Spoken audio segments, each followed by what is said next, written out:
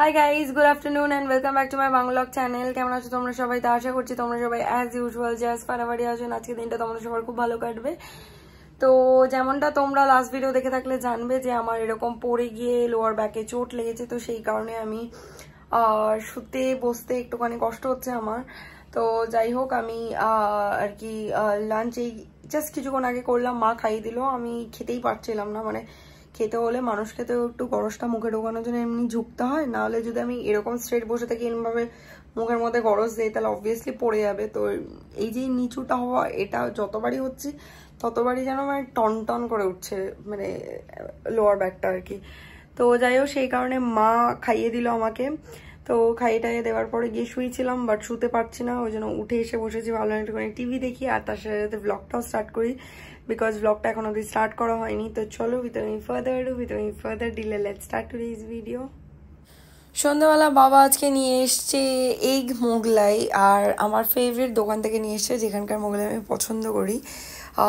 Basically আজকে দুপুরবেলা আমি যেহেতু সেরকমভাবে লাঞ্চ করতে পারিনি, মা এই 1-2 গরস খাই দিয়েছিল, ওটাই খেয়েছিলাম। তো সেই কারণে বাবা জানে এটা নিয়ে গেলে আমি ডেফিনেটলি খাবো, তো নিয়ে এসছে। এতটা তো আমি একা খাবো না, তো চলো সবাই মিলে এবার খেয়ে নিই। বিকেলের পর আর কোনো ভিডিওই করিনি। বেসিক্যালি লোয়ার ব্যাকে এত পেইন হচ্ছে না, তো আজকে আমি কোথাও বেরোতেও পারিনি, বেরোইও নি। আজকে সারাদিনটা বাড়িতেই থাকলাম, মানে সকালে ওই জাস্ট একটু জিমে গেছিলাম। তো জিম করতে কোনো অসুবিধা হচ্ছে না। অসুবিধাটা কোথায় হচ্ছে বলো তো? বসলে বা শুয়ে থাকলে। জানি না এটা কোনো, আমি নিজের মনকে নিজেই সান্ত্বনা দিচ্ছি কিনা জিম যাব, মানে জিম যেতে চাই বলে, হতে পারে। বাট অ্যাকচুয়ালি তাই, আমার জিমে কোনো প্রবলেম হচ্ছে না। আমার চিত হয়ে শুলে প্রবলেম হচ্ছে, আর শোয়া থেকে মানে এপাশ ওপাশ ফিরতে প্রবলেম হচ্ছে, বা ধরো বসে থাকলে শুতে প্রবলেম হচ্ছে, মানে লোয়ার ব্যাকের যেখানে যেখানে ইউজ হচ্ছে সেই জায়গাটায় আমার ব্যথাটা হচ্ছে। তো যাই হোক, একটু আগে জাস্ট মা এসে ডিনার করিয়ে দিয়ে গেল, মানে খাইয়ে দিয়ে গেল আর কি। কিছুই না, রাতে আমার জন্য একটুখানি চিকেন কষা করেছিল, আর চিকেন কষা দিয়ে ভাত দিয়ে, আর সকালের আলু পোস্ত ছিল, তো এটা দিয়ে ডিনার করে নিয়েছি। তো যাই হোক, চলো, আমি ভাবছি এবার একটা মেডিসিন নিয়েই নেব। মানে দুপুরে বললাম ওই একটা মেডিসিন নিয়েছি, কোনো লাভ হয়নি। তো একটা ফ্রেন্ড বলছিল একটা অয়েল লাগানোর কথা, যদি আমি অয়েলটা বাবাকে পাঠিয়েছিলাম, বাবা পেলো না সামনের কোনো মেডিসিন শপে।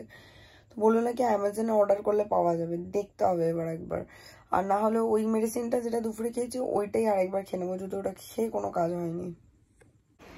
Hi guys, good morning. সকাল সকাল উঠে ব্রেকফাস্ট কমপ্লিট করে আজকে একটু তাড়াতাড়ি রেডি হয়ে গেছি জিম যাওয়ার জন্য। তো চলো, আর বেশি দেরি করবো না, জিমের জন্য বেরোবো, কারণ আজকে চেস্ট ওয়ার্কআউট করবো, তো টাইম লাগবে।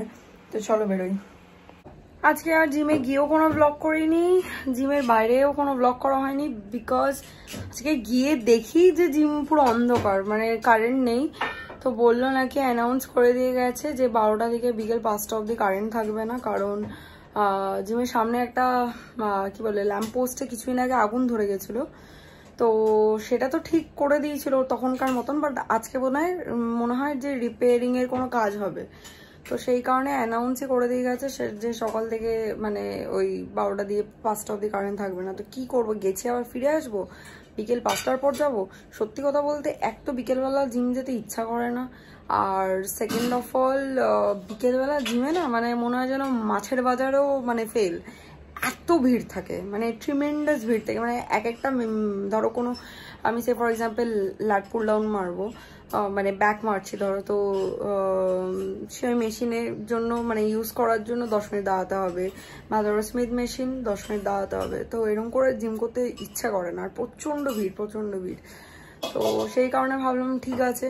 তো জিমের দরজা ফরজা খুলে দিয়েছিল, জানলা ফাংলা সব খুলে দিয়েছিল, ওতে যেটুকুনি আলো আসছিল আর ফোনের ফ্ল্যাশ লাইট জেলে আর কি আমরা যে কজন ছিলাম সবাই জিম করেছি। তো খুব কষ্ট করে আজকে চেস্ট ওয়ার্কআউট করতে হয়েছে। আমি যেমনটা বলি, চেস্ট ওয়ার্কআউটে প্রচুর এক্সারসাইজ থাকে, incline, flat, decline, bench press, dumbbell press, তারপরে তোমার ইনক্লাইন ফ্লাই, মেশিন, হ্যানা ত্যানা, বাটারফ্লাই, ক্রস কেবল, প্রচুর কিছু থাকে।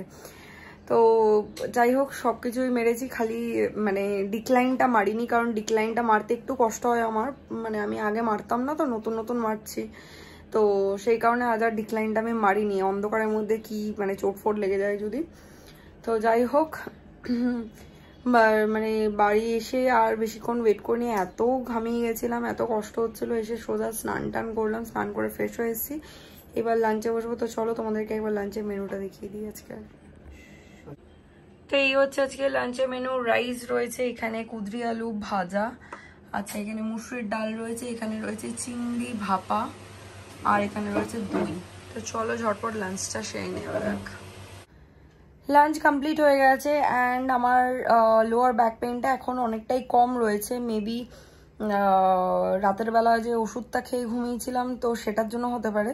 তো যাই হোক, চলো আজকে এই ব্লগটা বাস এই অবধি রাখছি। আই হোপ কি দেখতে তোমাদের ভালো লেগেছে। ভালো লেগে থাকলে একটা লাইক করে দিও, কমেন্ট করে দিও, শেয়ার করে দিও, চ্যানেলটাকে সাবস্ক্রাইব করে দিও, পাশে থাকা বেল আইকনটাতে ক্লিক করে দিও। তোমাদের সাথে আমার আবার দেখা হবে কালকে একটা ব্র্যান্ড নিউ ভিডিওর সাথে। Till then guys, good night, bye bye, take care, have a lovely day হেড, stay happy, stay healthy, stay fit and stay positive. Tata.